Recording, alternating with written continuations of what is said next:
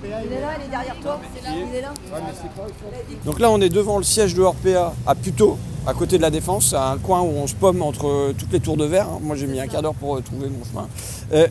Donc vous êtes arrivé de Caen pour poser votre barnum là, devant le groupe Orpea, parce que ça fait 44 jours que vous êtes en grève, comme auxiliaire de vie, comme aide à domicile, et que pour l'instant, vous avez... Le dialogue, il est au point mort, quoi. Exactement, on a des petites miettes. Ouais. Ils ne comprennent pas ce qu'on demande. Ils nous disent qu'ils nous entendent, mais c'est faux. Ce qu'ils nous proposent, c'est ridicule. Et on est méprisés. Donc pour leur montrer que nous ne sommes pas contents d'être méprisés, nous venons nous installer ici. D'accord. Vous montez à la capitale, du coup. Voilà, il fait meilleur en plus à Paris. Oui. Moins de vent. Je pense qu'au bout de 44 jours de grève, c'est inadmissible que les grands patrons, entre guillemets, d'Orpea et au niveau du ministère, personne nous avait demandé un rendez-vous avec le ministre des Solidarités ou au minimum un conseiller. On est à 44 jours de grève et personne bouge au niveau du ministère. Et ça, on trouve ça inadmissible. Les auxiliaires de vie, c'est un métier où on aura besoin dans 20 ans, dans 10 ans. Et on pense aussi à nos collègues plus tard, parce que les jeunes qui arrivent à 18 ans avec les salaires de misère qu'on a... Vous gagnez combien, vous ? Moi, je suis à 1 300 €. Depuis 2012, j'ai été augmenté de 2 €. Je peux vous montrer mes bulletins de paye. Je ne raconte pas de bêtises. Vous êtes à combien ? Ah, pareil. Tout le monde est à 1300 ? Tout le monde est à 1300. D'accord. Qui vous avez rencontré de l'État ? Moi, c'est ça que je voudrais savoir. Personne. De l'État, personne. Donc la préfecture du Calvados, vous n'avez pas eu une seule réunion à la préfecture ? Non, pas à la préfecture. Avec l'ARS, vous avez eu... Silence On a complet. demandé des rendez-vous. On a demandé, Silence radio. au ministère, à Paris, ils vous ont reçu ? Non, on n'a toujours pas été reçus au ministère. On a eu la chance d'être invités par toi et Arthur à l'Assemblée. Mais On ça, a c'est passé pas une l'État, super- c'est la nation. Voilà, c'est ça. Donc voilà, on a passé une super journée, mais les ministres, je sais pas, ils se cachent derrière On les attend feuillages rendez-vous peut-être. à l'Élysée, hein. Ouais. Alors, On le attend. président de la République, pas de nouvelles non Bah plus. non, on l'attend. Ça fait 3 ans. On a entendu il y a 3 ans un joli discours. Il nous a fait croire à des changements. On s'est dit youpi, enfin notre métier va être reconnu. On attend. On est patiente, mais notre patience. Alors, je a peux des faire limites. Macron parce que je connais le discours de Macron D'accord, il y a je 3 ans. l'entends. Il faudra se rappeler que notre pays tout entier repose aujourd'hui sur ces femmes et ces hommes que nos économies reconnaissent et rémunèrent si mal. Et il ajoutait, citant la Déclaration universelle des droits de l'homme de 1789, les distinctions sociales ne peuvent reposer que sur l'utilité commune. D'accord. Exact. Et Monsieur Macron, 3 ans après, quel est votre discours ? Pardon ? 3 ans après, parce que 3 ans après ce joli discours, quel est votre discours ? Pardon ? Bah là, je vais débloquer 7 milliards de contributions sur la valeur ajoutée des entreprises et je pense qu'à la fin, ça va ruisseler jusqu'à vous, non ? Pas sûr. Je vous le donne mon conseil, moi. Non, mais Faut là, arrêter. c'est C'est le pas Orpea gouvernement. maintenant. Faut Là, c'est le taper l'État. gouvernement. Normalement, moi, ce que j'attends de l'État, c'est qu'il soit un tiers de médiation C'est vrai. entre les employeurs quand ils sont maltraitants et les salariés quand ils sont maltraités. Et là, ça fait 44 jours que vous êtes en grève, que vous avez dit ça va plus sur un dossier où, dans le cœur de la crise Covid, Macron il avait dit que ça allait changer et l'État se met aux abonnés absents. À mon avis, moi, je taperai là-dessus pour les forcer à être en ce qu'on appelle une tripartite avec les 3 parties autour de la table, les salariés, les syndicats et l'État. Et l'État qui vient appuyer un certain nombre de vos demandes. Bon, et puis après, ce qu'ils ont peur, c'est que ce que vous réclamiez, ça vaille pour toute la France. C'est ce qu'on veut justement, c'est toute la filière d'aide à domicile qui va pas bien, c'est pas que nous les 10 grévistes de Caen qui va mal, c'est toute la filiale d'aide à domicile et la convention collective aussi qu'il faudrait peut-être revoir parce que franchement c'est inadmissible quoi. La convention collective elle date de Jérusalem quoi, à un moment donné il faut arrêter quoi. Si vous aviez Macron en face de vous, qu'est-ce que vous lui diriez ? Je voudrais savoir qu'est-ce que vous allez faire pour les auxiliaires de vie, les essentiels du lien à domicile. On a déjà débloqué beaucoup de fonds pour vous. J'ai rien vu sur mon compte, je suis toujours à 1300 € par mois. Vous n'avez pas eu la prime Covid ? Pas du tout. Ni la prime Ségur, ni concerné par l'avenant 43, je crois. Non, le 49.3, c'est ce qui nous est tombé sur le bout du nez le jour où on était à l'Assemblée. Donc on attend que nos salaires soient augmentés parce qu'aujourd'hui, nous n'avons plus les moyens de travailler. Donc comment on fait ? Est-ce qu'on reste à la maison et on sera peut-être mieux payé ? Ou est-ce qu'on continue de se battre pour notre métier et on sera au moins payé à la hauteur de notre de nos valeurs. Et si vous aviez Combes, vous voyez qui c'est Combes? C'est le ministre qui a dit que les assistantes maternelles allaient gagner 3 fois le SMIC. Vous devez être à 3 fois le SMIC. Si vous aviez le ministre en face de vous, le ministre des Solidarités, vous lui diriez quoi? Est-ce que vous voudriez que je vienne vous remplacer pendant une semaine comme auxiliaire de vie à aller lever... Les salaires aussi. Avec les salaires, bien entendu, on également. échange les cartes bleues. Hein. Les comptes bancaires, on échange tout. Hein. Non. Bah, écoutez, monsieur, prenez notre place 48 heures sur le terrain. Et puis après, je pense que vous allez voir qu'avec 1 300 €, on ne vit pas. Et prenez votre voiture personnelle aussi, parce que nous, notre métier, on le fait avec nos voitures personnelles à zéro. Oui, avec nos voitures personnelles, avec 0,31 du kilomètre, je pense qu'à un moment donné, ça aussi, il faut arrêter. Quand vous irez à la pompe à 100 € de gasoil par semaine, je pense que vous auriez peut-être un autre discours. Je prends votre place au ministère pendant 48 heures. Moi, 48 heures, j'en ai assez. Vous voulez vous asseoir sur le siège du ministre? Oui. Qu'est-ce que vous signez comme décret en 48 heures du coup? Alors déjà, des frais kilométriques au minimum à 0,50, un salaire de base de 1 500 € net par mois, une prévoyance, des paniers repas, parce que nous, les auxiliaires de vie, qu'on soit en région parisienne ou en province, on mange dans nos véhicules, on mange dans les transports en commun. Donc je pense que les paniers repas, c'est pareil.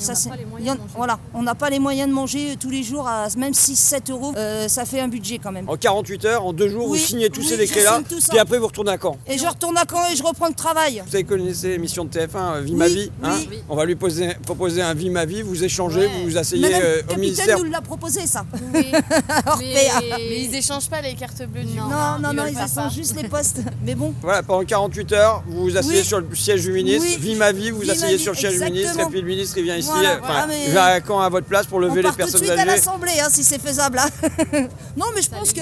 Alors après, je pense qu'on ne va pas rentrer dans le dur au point 2, mais bon, si même à 50 mètres de l'Elysée, il fallait poser le piquet de grève, on va y aller. Hein. De toute façon, maintenant, on a 44 jours, on n'a plus rien à perdre. Ils ne veulent pas faire d'efforts, on va aller voir M. Macron. Il ne veut pas venir à nous, on va aller à lui. C'est pas un souci, ça. On est à Paris maintenant. Alors, vous savez qu'on parte vendredi ou mardi ou mercredi de la semaine prochaine. On a 44 jours de 0 salaire. Je vous dis, M. Macron, on a 0 de salaire.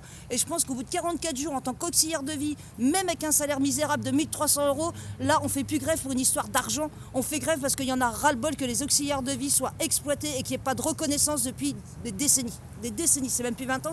On nous considère encore les femmes à tout faire du temps des rois, quoi. On en est encore à ce stade-là au niveau des auxiliaires de vie. Et c'est bon, le temps des rois, il est passé. Il serait peut-être temps que le gouvernement agisse. On va aller poser le piquet de grève en dehors de l'Elysée, certes, parce qu'on est encore correct et on n'a pas envie de finir au commissariat, mais on est capable d'aller le poser à 50 mètres de l'Elysée. Et je peux vous dire qu'ils peuvent nous prendre nos mots, parce que pour qu'on monte à Orpea avec 0, là, les frais d'hôtel, les frais de carburant, c'est à nos frais qu'on est venu. On est venu à nos frais, on dort à l'hôtel à nos frais, Monsieur Macron, pour se faire entendre. Alors maintenant, il faudrait peut-être faire bouger les choses. C'est tout. Bon, on va aller envoyer votre courrier, là. On va passer le message.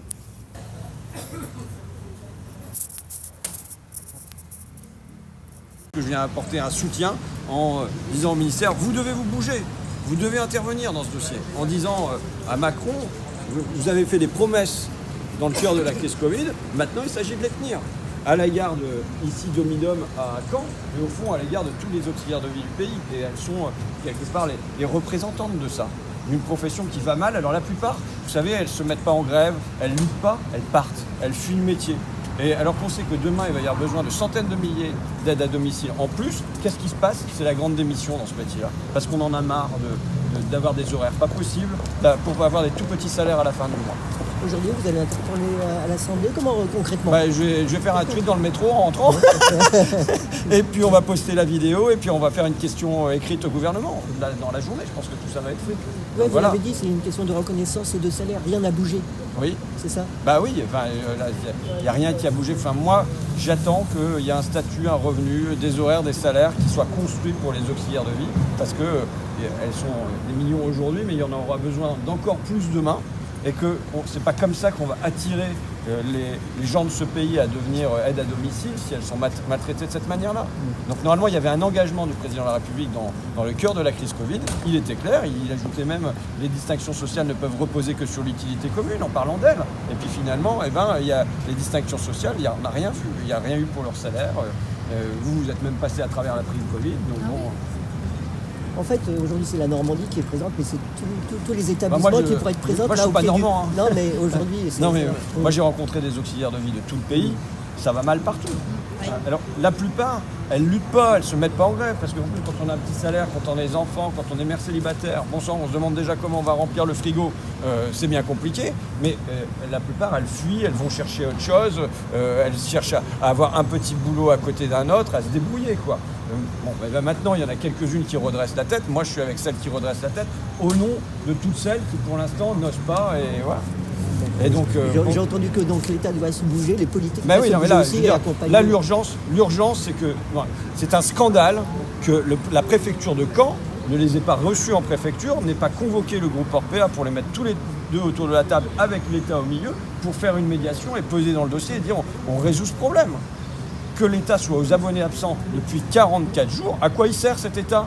À quoi il sert si quand des salariés vont mal comme ça, on ne porte pas leur parole, on n'intervient pas entre le fort et le faible, entre les millionnaires d'ici qui s'en mettent plein les poches et elles à qui il reste 3 bouts de ficelle à la fin du mois.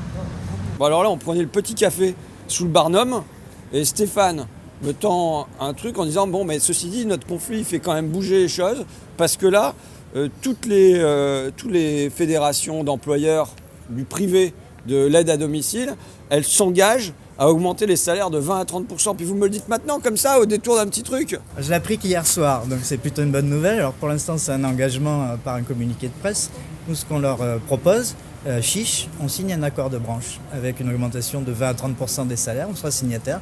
Et puis on va le porter acquis de droit après. D'accord, donc ça veut dire que là, ce qui est présenté comme une lutte qui perd, qui traîne, qui s'enlise depuis 44 jours, où Séverine et ses copines peuvent désespérer, en fin de compte, c'est en train de porter ses fruits. Pas seulement ça, pas seulement cette bataille-là, mais la situation en général dans ces entreprises, pour une augmentation nationale de 20 à 30%. Et, je dois dire que les patrons étaient très ennuyés parce qu'ils ont été confrontés à la réalité quand on a envahi cette commission paritaire de branche il y a une semaine. Et ils ont entendu les témoignages, c'est la vraie vie, c'est ça. Du mal à boucler les fins de mois, du mal à payer son essence pour aller travailler. Et ils voient bien qu'il faut changer de logiciel. Voilà. Alors ils nous disent que le modèle économique ne nous le permet pas. Il nous faut un financement public. Donc moi ce que je dis à l'État, c'est soit on supprime le lucratif, on considère que ce n'est pas un modèle économique viable, soit on le finance. Mais on ne peut pas rester entre deux eaux parce qu'on entre dans de la maltraitance institutionnelle et ça c'est insupportable de voir ces salariés-là, alors pas très nombreuses certes, mais qui sont le reflet de tout ce qui se passe dans ce secteur de l'aide à domicile. Donc là, je lis la phrase, le secteur privé prêt à augmenter les salaires de 20 à 30%. Les représentants employeurs et salariés de la branche demandent au gouvernement de corriger le tir. Donc là, il faut quand même remettre le gouvernement au milieu du truc. Mais voilà, il y a possiblement une grosse conquête quand même à venir dans ça, quoi. Je crois qu'à 20 ou 30%, on sera signataire. Ah oui, je confirme. En fait, quand on lutte, on gagne, quoi. La dernière fois, vous étiez avec les Géodis. Vous vous souvenez, vous êtes venu à l'Assemblée nationale, il y avait des caristes de Gennevilliers qui étaient là, ils ont gagné. Ouais, et donc je pense que dans la durée, ceux qui se bataillent, en général, ils gagnent. Mais il ne faut pas que ça se sache trop, parce que sinon ça donne envie aux autres. Mais voilà, je pense que vous allez gagner, pas seulement pour vous, mais j'espère pour toutes les salariés du pays, quoi. Bon, bonne nouvelle. Ça se prend, non? L'autre, il garde son petit courrier dans sa poche. Plié. Bon, peut-être que j'ai un truc à vous dire, là, il va peut-être y avoir 30% d'augmentation. Ça fait... ils se sont trompés. Mais ça fait maintenant 3 ans que je me bagarre là-dessus, puis tu me sors le courrier du derrière de ta poche, comme ça. Moi, quand je l'ai lu, je lui ai dit, ils n'ont pas oublié une virgule entre le 22 2 à 3%. 2,2% et 3,6%. On a une nouvelle direction, on est arrivé il y a quelques semaines, quelques mois. On bosse d'arrache-pied pour refonder le dialogue social de cette société et avoir une politique qui soit attractive sur les conditions de travail, qui est le premier axe de notre pilier de transformation, améliorer les conditions de travail de nos collaborateurs, améliorer l'attractivité de nos métiers. Ça passe par des revalorisations salariales, ça passe par la mise en œuvre de contrats de pré-santé et de prévoyance, ça passe par des accords, encore une fois, en termes de qualité de vie au travail. Et on est convaincu que ça permettra d'améliorer aussi la qualité de soins de nos résidents et de nos patients. Ça, c'est une conviction que porte M. Laurent Guillon, notre directeur général, qui le répète et que nous, on va mettre en œuvre. Et encore une fois, on a fait, des propositions qui ont été signées par vos collègues de Demi-Dom. Vous souhaitez aller au-delà Mais très bien, Mais, continuons à en discuter. Monsieur, nos collègues d'Omidom n'ont pas fait un jour de grève. Si moi, j'aurais pas fait un jour de grève et qu'on m'aurait annoncé une augmentation des frais kilométriques à 45 centimes et une augmentation allant de 5 euros, parce que moi, j'aime bien parler en net. Hein. Moi, ce qui m'intéresse, c'est ce qui rentre sur mon compte. Hein. C'est pas ce que je paye comme impôt. Hein. Entre 5 euros et 72 euros, parce que vous parlez beaucoup des niveaux 4. Mais nous ne sommes pas toutes niveau 4. Hein. Donc, on pense aussi à nos collègues qui sont niveau 1 et à qui vous proposez une augmentation de 5 euros par mois. Il y en a une sur plan, je crois. Donc, j'aurais pas fait grève, on m'aurait proposé une augmentation. J'aurais été contente, bien sûr que je signe. Mais au bout de 44 jours de grève, quand on vous demande, je vais vous rappeler nos revendications, 1 500 euros de salaire, on demande des paniers repas, on demande une augmentation des frais kilométriques, on vous demande de majorer nos heures supplémentaires à 25%, comme le prévoit le Code du travail, de valoriser aussi nos congés quand nous sommes en récupération sur nos heures supplémentaires, ceux-là ne sont pas majorés. Et on demandait un 13e mois. Aujourd'hui, vous nous proposez entre 5 euros et 72 euros net par mois. Alors, nous ne sommes pas toutes niveau 4. Nous pensons aussi à nos collègues qui sont niveau 1. Enfin, moi, je trouve qu'il y a 3 problèmes. Il y a le problème, qu'est-ce que c'est qu'avoir un salaire digne dans ce pays, en particulier quand on effectue un métier essentiel comme celui-là. Je ne suis pas à 1 500 euros comme député, et vous savez, monsieur le directeur, que vous n'êtes pas à 1 500 euros pour faire ça, et que, au fond, réclamer 1 500 euros, c'est juste une espèce de minimum, qui dépend peut-être pas exclusivement de vous, mais c'est un espèce de minimum pour pouvoir vivre dans ce pays. Après, c'est l'équilibre économique. Oui, mais il y a l'équilibre économique, mais vous savez, l'équilibre du frigo, l'équilibre du plein de la voiture, pour moi, il dépasse l'équilibre économique. Donc ça, c'est le premier problème. Ensuite, sur une méthode de négociation, je ne suis pas délégué syndical, mais ce que je vois de plus en plus dans les boîtes, c'est des discussions au talon. Vous voyez ce que c'est? C'est-à-dire qu'à la place de dire on augmente de 5%, on dit on augmente de 80 euros ou on augmente de 100 euros. Et comme ça, tous les niveaux sont relevés en même temps et du coup, ça ne fait pas que ceux, je ne sais pas jusqu'à quel niveau de salaire vous comptez augmenter, mais ceux qui sont à 3 000 euros, s'ils prennent 5%, ils prennent beaucoup plus en vérité en augmentation de pouvoir d'achat que ceux qui sont à 1 300 euros. Donc il y a peut-être à réfléchir, mais là je vais vous laisser, je ne vais pas me mettre autour de la table sur ça. Et ensuite, je pense... Non, franchement, je pense que ce n'est pas ma place de politique là-dessus. Moi, je veux dire, je viens soutenir les grévistes de Dominum comme je serais venu pour n'importe quelle entreprise d'aide à domicile ou association ou service municipal, parce que je considère qu'elles sont finalement les représentantes d'une profession qui a besoin dans son ensemble de se relever. Et donc, enfin voilà, c'est le dernier point, c'est que quand même le fait qu'elles se soient relevées, qu'elles aient relevé la tête et qu'elles aient fait grève, pas seulement le jour de la grève interprofessionnelle, mais le lendemain, et qu'elles tiennent depuis 44 jours, c'est un symbole pour la profession. Et pour moi, il doit y avoir le paiement de ces jours de grève. Enfin voilà, je ne suis pas délégué syndical, mais au fond, vous savez que si vous avez lâché de cette manière-là, si derrière toute la branche j'attends que la branche aussi prenne. Si la branche s'en saisit, si il y a une nécessité, moi, ce qui me scandalise le plus, c'est l'absence de l'État dans ce dossier.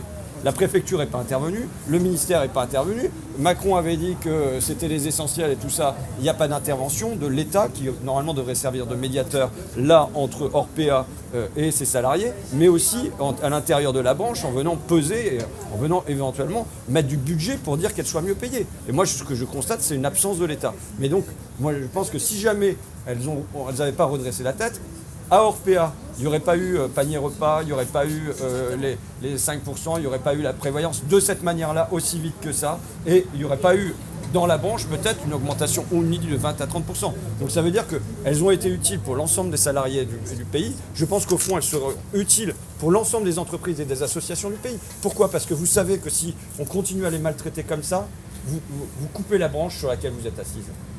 Et donc, je pense qu'à ce titre-là, moi, le fait que leurs 44 jours soient payés, qui est une revendication traditionnelle quand même dans les syndicats, de dire qu'on doit payer les jours de grève quand on considère que la grève a été victorieuse, et il y a sans doute un certain nombre d'avancées qui permettraient de dire que la grève est victorieuse, non seulement pour elle, mais pour l'ensemble des salariés du Péri, c'est une manière de sortir par le haut, pour vous, pour elle. On a fait une partie du chemin.